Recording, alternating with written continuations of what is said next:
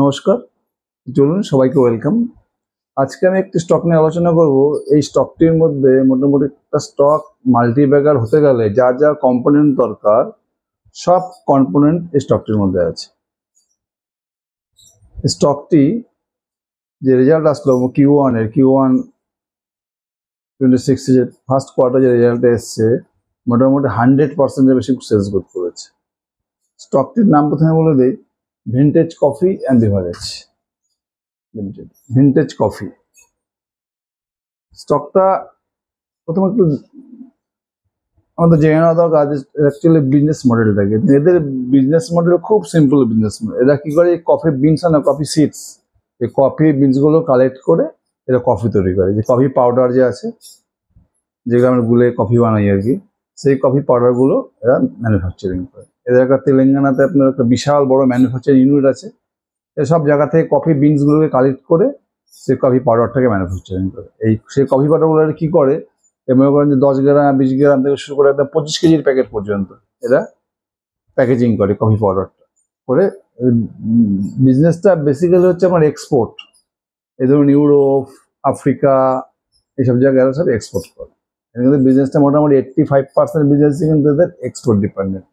তাহলে এদের main business model হচ্ছে কফি বিনসটাকে কালেক্ট করে এরা কি করে, কফি পাউডার বেসিক্যালি ম্যানুফ্যাকচারিং করে যদি রিটেলার আছে এখানে B2B, মানে এরা নিজেরা ম্যানুফ্যাকচারার, এরা রিটেলারদেরকে সব সাপ্লাই করে। বিজনেসটা বেসিক্যালি হচ্ছে এক্সপোর্ট ওরিয়েন্টেড। আর এই স্টকটি নিয়ে কেন আলোচনা করছি, খুব ছোট কোম্পানি, মোটামুটি এখন 1900 কোটি টাকার মতো মার্কেট ক্যাপ। স্টকটা মোটামুটি লাস্ট 2 বছর থেকে প্রতিটা কোয়ার্টার আমি দেখছি 100% করে সেলস গ্রোথ করে যাচ্ছে। 23 থেকে 24 দেখুন, 24 থেকে 25 দেখুন। আর সব থেকে বড় হচ্ছে অপারেটিং লেভারেজ। অপারেটিং লেভারেজ মানে যে হারে সেলস গ্রোথ করছে তার থেকে বেশি ওরা প্রফিট করছে। যদি সেলস গ্রোথ করে 50%, প্রফিট করে 60%, সেটাকে বলা হচ্ছে অপারেটিং লেভারেজ পাচ্ছে। মানে সেলস গ্রোথ যে হারে বাড়ছে তার থেকে যদি প্রফিট গ্রোথ বেশি বাড়ে সেটাকে আমরা বলি অপারেটিং লেভারেজ। যদি সেটা না হয় তাহলে আমরা সেটাকে বলি যে কোম্পানি কিন্তু অপারেটিং লেভারেজ পাচ্ছে না। কিন্তু ভিনটেজ কফি লাস্ট 2 বছর থেকে প্রতিটা কোয়ার্টারে মোর দ্যান 100% সেলস গ্রোথ করছে। এবং প্লাস এদের অপারেটিং প্রফিট, প্যাট যেটাকে বলে, profit after tax, net profit, sales growth থেকে বেশি হচ্ছে। যদি 100% সেলস গ্রোথ করছে তো প্রফিট গ্রোথ করে 200%, 250%, 300%, এই হয় কোম্পানিটা চলেছে। এর জন্য আমি কোম্পানিটাকে নিয়ে আলোচনা করছি। একটা বিজনেস মডেল খুব সুন্দর, কফি পাউডার তৈরি করছে। এটা এরকম কফি এরকম একটা জিনিস, যত European country, Europe, Australia, New Zealand, Africa, সব জায়গায় কফির প্রচুর ডিমান্ড রয়েছে।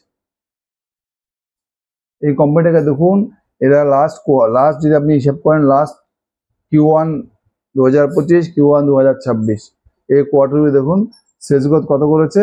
সেলস গ্রোথ হচ্ছে আপনার 133%, মানে 133%। আর প্রফিট গ্রোথ করেছে হচ্ছে 203%। মানে সেলস গ্রোথ করে ডাবলের বেশি, প্রফিট গ্রোথ 3 টাইমস। আর যদি পুরো 2024-2025 কম্পেয়ার করেন, পুরো 2024 এদের টোটাল সেলস হচ্ছে 131 কোটি টাকা, আর 2025 সেল হয়েছে 309 কোটি টাকা। বুঝতে পারছেন ডিফারেন্সটা? আর 2024 এদের নেট প্রফিট ছিল 12 কোটি টাকা, 2025 এদের নেট প্রফিট হয়েছে 40 কোটি টাকা। 2024 তখন 131 কোটি টাকা সেল ছিল, কত 12 কোটি টাকা, মোটামুটি ধরতে পারেন 9% প্রফিট মার্জিন ছিল। আর 2025 কত হয়েছে সেল, 309 কোটি টাকা, প্রফিট হয়েছে কত 40 কোটি টাকা, 13%। 2025 প্যাট মার্জিন কত ছিল আপনার 9%, আর 2025 কত হয়েছে প্যাট মার্জিন 13%। তার মানে যত সেল বাড়ছে এদের মধ্যে অপারেটিং প্রফিট এবং প্লাস প্যাট মার্জিনও বেড়ে যাচ্ছে, প্রফিটের মার্জিনও বেড়ে যাচ্ছে। এই জন্য এরা অপারেটিং লেভারেজ পাচ্ছে। বুঝে গেল? আর যে হারে এদের সেলস গ্রোথ হচ্ছে, দেখুন 2024 থেকে 2025 মোটামুটি 2.5 ডবল সেল বেড়েছে। 2024 সেল ছিল 131 কোটি টাকা, 2025 সেল হয়েছে 309 কোটি টাকা।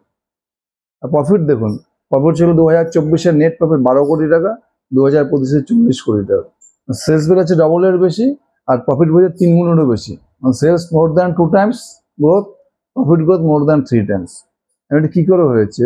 এদের হওয়ার একটা কারণ হচ্ছে এরা যখন 2024 কি করলো, 4,500 মেট্রিক টন পার অ্যানাম এই যে ম্যানুফ্যাকচারিং ক্যাপাসিটি বাড়ালো। এটা করাতে কি হলো, এটা পুরো ফুললি ইউটিলাইজ করলো 2025, এই 2024 থেকে 25 ফিনান্সিয়াল ইয়ারে পুরো ইউটিলাইজ করলো 100%, পুরো ম্যানুফ্যাকচারিং ক্যাপাসিটি থেকে ব্যবহার করেছে। মানে এটা এত ডিমান্ড ছিল, এই জন্য কি 2024 থেকে 25 দেখুন সেলস করতে মোটামুটি 100% পাওয়া গেছে। এবার 2025-এর শুরুতেই, মানে 2025-এর জানুয়ারির দিকে এরা কি করলো, আবার আরো 2000 মেট্রিক টন ক্যাপাসিটি এরা বাড়িয়ে নিল ম্যানুফ্যাকচারিং ক্যাপাসিটি। 2024-এ কত ছিল, 4,500 মেট্রিক টন ছিল, 4500। ওখান থেকে 100% গ্রোথ পেলো 24-25। 25-এ কি করলো, শুরুতে এরা আরো 2000 মেট্রিক টন বাড়িয়ে নিল। এরপর 4,500 থেকে 2000, মোটামুটি 45% গ্রোথ কিন্তু আমরা 2026-এ পাচ্ছি। এই যে ফিনান্সিয়াল ইয়ারটা 2025-এর মার্চ, এপ্রিল থেকে 26-এর মার্চ, 45% সেলস গ্রোথ কিন্তু আমরা মোটামুটি কনফার্ম পাচ্ছি। আগে ছিল 4,500 মেট্রিক টন ক্যাপাসিটি, সেখানে 2000 বাড়ালো, হিসাব করেন 45% ক্যাপাসিটি বেড়ে গেল। এই 45% সেলস গ্রোথ কনফার্ম পাচ্ছেন, 100% পাবেন না, কিন্তু অপারেটিং লেভারেজে পাচ্ছে কোম্পানি। এই যে 45% সেলস গ্রোথ বাড়ে, মোটামুটি ধরে তোমার 60%-এর মতো কিন্তু প্যাট বাড়তে পারে, প্রফিটটা বাড়তে পারে। এবার কোম্পানি 2027-28-এর জন্য কি করছে, আরো এই 2026-এ কাজ শুরু হয়ে যাবে, আরো 4,500 মেট্রিক টন ক্যাপাসিটি বাড়াচ্ছে। এখন কত হলো, 6.5 প্লাস আরো 4.5 বাড়াচ্ছে। 2028-এর জন্য কি বলছে কোম্পানি, 2027-এর ফিনান্সিয়াল শুরুর আগে এরা আরো 5,000 মেট্রিক টন ক্যাপাসিটি বাড়াচ্ছে।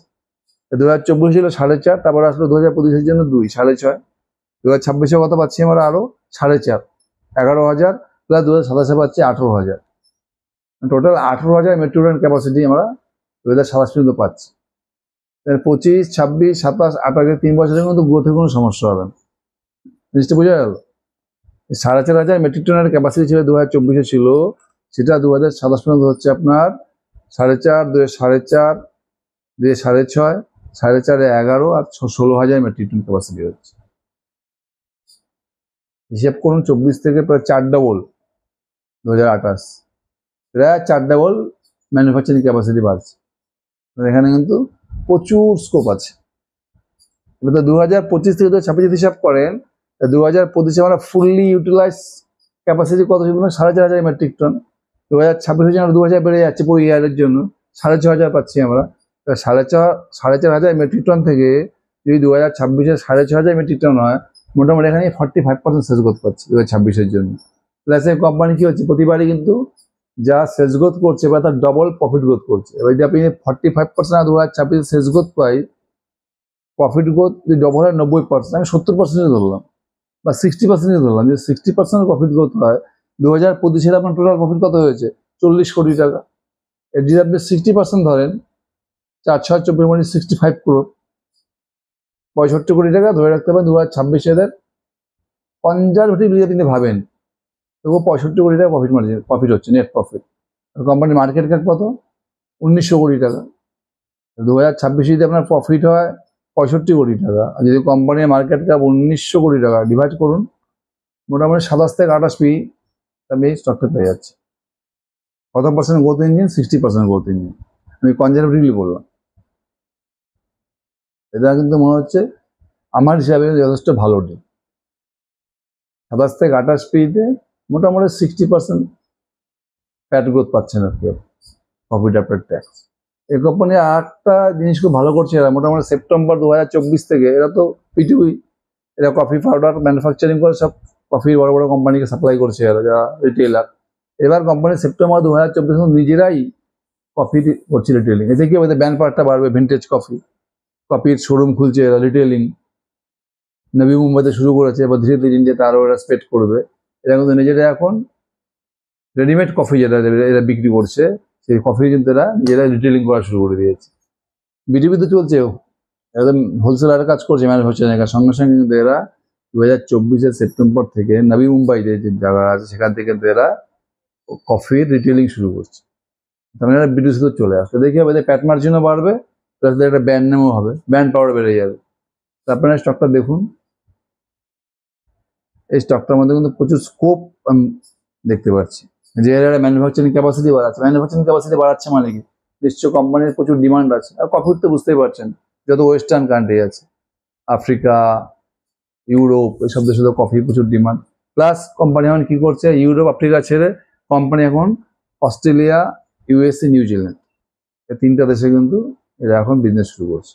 এরা এতদিন ছিল আফ্রিকান কান্ট্রি, ইউরোপের কান্ট্রি বেশি ছিল, এবার এরা অস্ট্রেলিয়া, নিউজিল্যান্ড, ইউএসএ এইসব দেশে কিন্তু এরা বিজনেসটাকে আরো এক্সপ্লোর করছে।